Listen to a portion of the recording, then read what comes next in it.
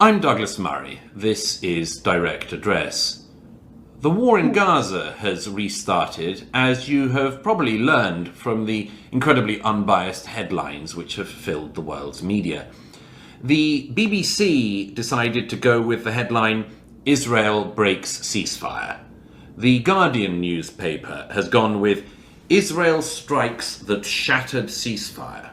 The Washington Post has gone with, "Israel breaks Gaza ceasefire," and CNN with, "Gaza ceasefire shattered as Israel launches strikes."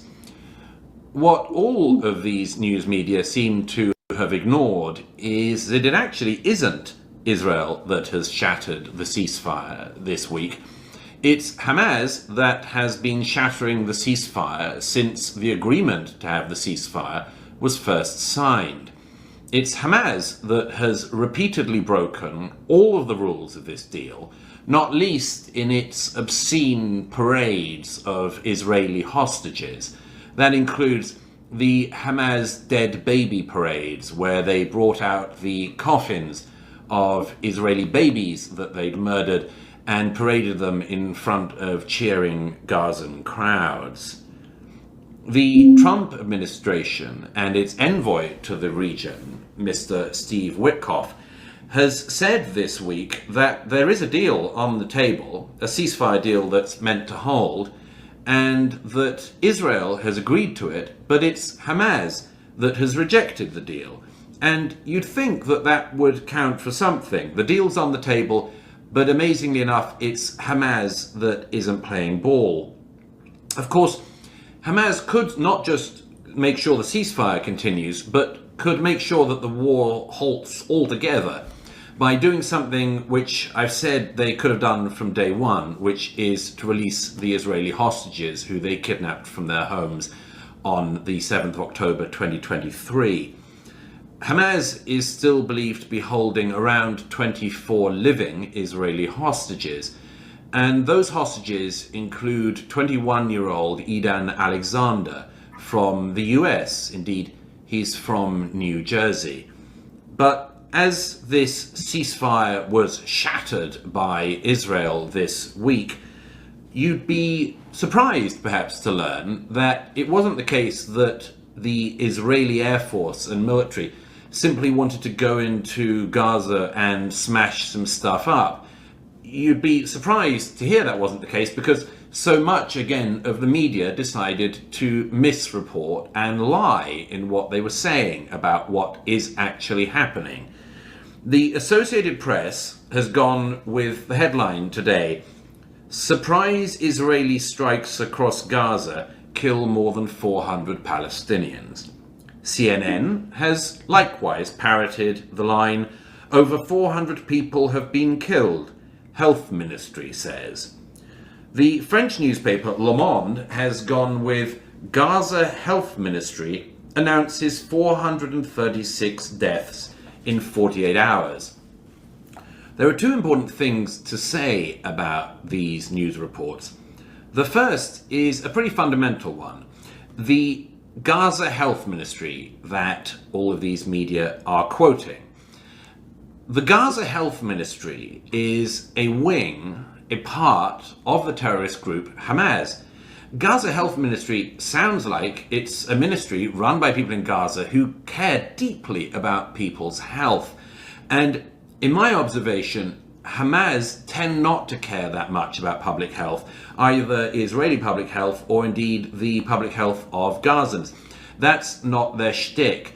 They're just simply a part of Hamas, and that means they're also part of the Hamas propaganda network.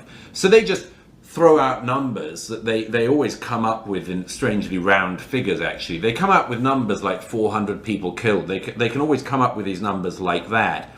And they can do so in the certain knowledge that most of the world's media will simply repeat what they've said, as if we can all trust the Hamas Health Ministry. But the second thing that these reports seem almost not at all to take into account is, again, that it's not the case that the Israeli Air Force and Israeli army have just decided to go into Gaza and kill 400 people, as the esteemed Hamas health ministry would put it. It's actually the case that the Israeli forces have gone after specific individuals, doubtless with some civilian casualties. Unfortunately, that is one of the things that happens when you have groups like Hamas that decide to use civilians, people that they're claiming to protect, as human shields and hide among them in civilian clothing. Two of the people who were targeted and indeed killed in these strikes, and were barely mentioned in media reports, were two men, one of whom was the Hamas putative prime minister in Gaza, which you'd think would warrant some comment, and the other was a fellow by the name of Abu Hamza, not one of the many Abu Hamzas we've had the joy of discovering and coming across in the last 25 years or so, but this one was an Abu Hamza who's described in some of the media that have bothered to report this story as the masked public face of Palestinian Islamic Jihad. The masked public face of Palestinian Islamic Jihad. So he was one of the targets, and you'd think that that was something worth noting, not just the Israelis going in and trying to kill 400 people, as so many of the media said. But talking of masked public faces, we've seen a lot more of them in the US, and particularly in New York in the last week. And that's because there's been a return of the masked public faces coming out in support of a fellow by the name of Mahmoud Khalil.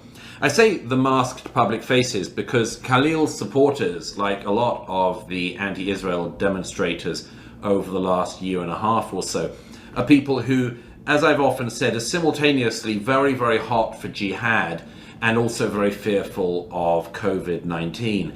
They cover most of the top of their face with their COVID masks, and the lower part, and sometimes a bit of the top part as well, with a hot keffiyeh. And by that means, they manage to kind of both be very, very brave and complete cowards, of course. However, this guy, Mahmoud Khalil, who they're all coming out in support of, is a 30-year-old. He was one of the instigators and organizers of the often violent and extremely racist protests at Columbia University since the 7th of October 2023. You might wonder what a 30-year-old's doing at Columbia University, and I've been wondering that a bit. It turns out, by the way, that this guy who was organizing these protests and leading them lived in Columbia University student accommodation, but was not actually a student. That's an odd thing in itself. Perhaps the American taxpayer that subsidizes Columbia might ask why they're paying for a foreign national to live in student accommodation at an American university. But park that for a side at the moment. The main reason why Mr. Khalil is in the news is because he was detained by the authorities in New York. He was removed to a detention facility in Louisiana. And that's because the Trump administration has decided that America doesn't really need to have a lot more foreign nationals in the US who are hot for jihad. And so they decided that America could do without him. However, there's been an enormous amount of objection to that. The objections to it have come from many quarters, but one of the most striking is from Mahmoud Khalil, the 30-year-old non-student from Columbia's wife. She issued a statement to the media that's gone absolutely everywhere, in which she said, among other things, quote, "My husband was kidnapped from our home." Presumably that's the home on the student accommodation at Columbia University. "My husband was kidnapped from our home." She went on to say, "I demand his immediate release." And she went on to say, "Every day without him is filled with uncertainty." Now, from his detention facility in Louisiana, where he's got all of the legal help he could possibly ask for, Khalil himself just today issued a statement, which again has gone all across the world's media.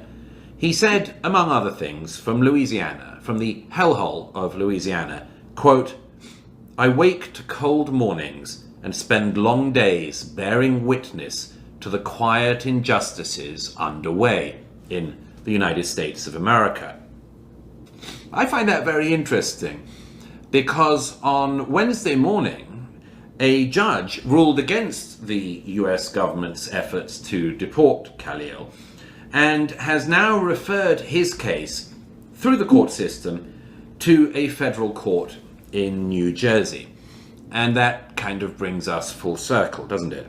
Because if Mahmoud Khalil's wife, his family, supporters, and others are concerned about people being kidnapped from their homes, if they're concerned to call for people's immediate release or are worried about families who are filled with uncertainty for their relatives, if they're worried, as Khalil himself has said, about people waking to cold mornings and bearing witness to injustices, then perhaps all of these folks could bear in mind 21-year-old Eden Alexander from New Jersey, because he's seen far more injustice, far more cold mornings, and far more coldness from the so-called social justice movements in the United States than Mahmoud Khalil, who's cheered on the kidnappers of that young man from New Jersey.